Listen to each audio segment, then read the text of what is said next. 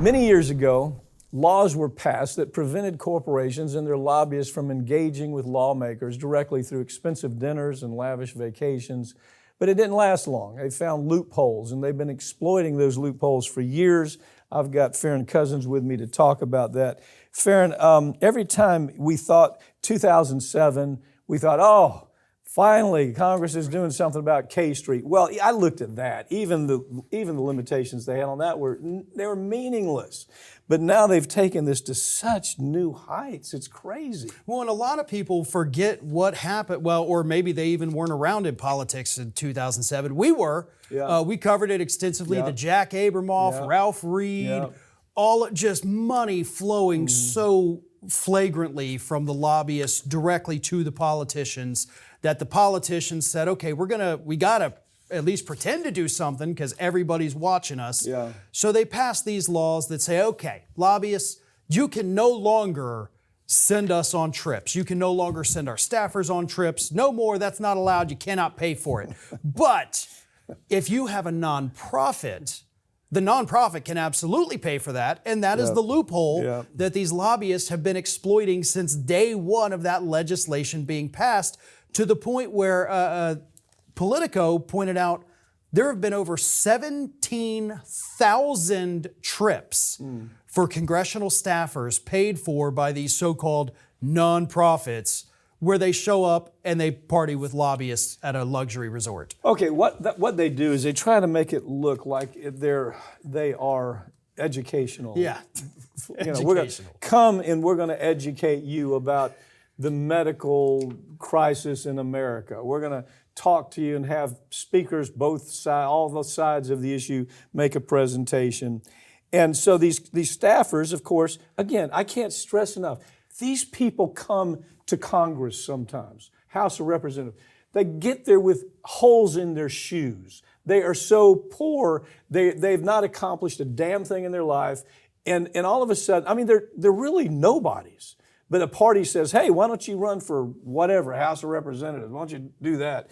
And all of a sudden they show up in Washington and some corporation say, wait, let me get this right. You're going to let me take my wife to this vacation in Hawaii where you're going to buy us all these extravagant meals and spend all this money on us? Really, you're going to do that? Yeah. Now, we don't want to talk to you about politics. We want to just educate you. Yeah, but we're going to do that. Right, and the education is basically the education you would get from George Orwell's 1984. And what it is they'll take you in there and say, hey, healthcare in America is bad. But not because we've let insurance companies run it or corporations run it. They're saying it's bad because we have too many regulations. Yeah. You see, the FDA is making us wait years before we can put these new pharmaceuticals on the market. And or the banking industry. Boy, right. Huge push on the banking industry. Yeah, right? or fossil fuel industry. Yes. And all three of those are literally on the board of one of these top nonprofits that's sending these staffers on 1,000 trips a year. Yeah.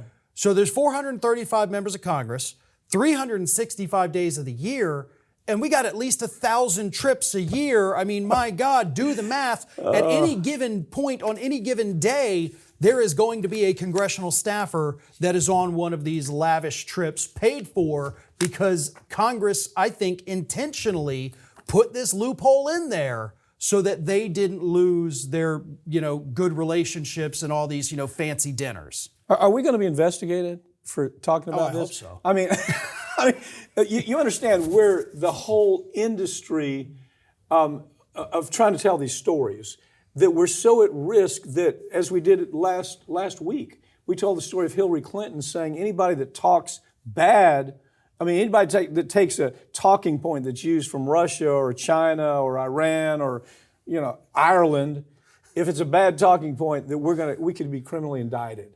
Now, is it going to get to the point to where we can't talk about congressmen who started out as nobodies, that all of a sudden are in Washington, D.C., and they're being wined and dined to the tune of God knows how many millions of dollars, okay, every year. How many trips did they make last year? Over 1,000. Okay. Over 1,000. Now, are we somehow interfering with the operation of government? Are we somehow stepping out too far as we criticize the government to someday we're going to have Hillary Clinton on the air saying, oh my God, they need to be indicted too.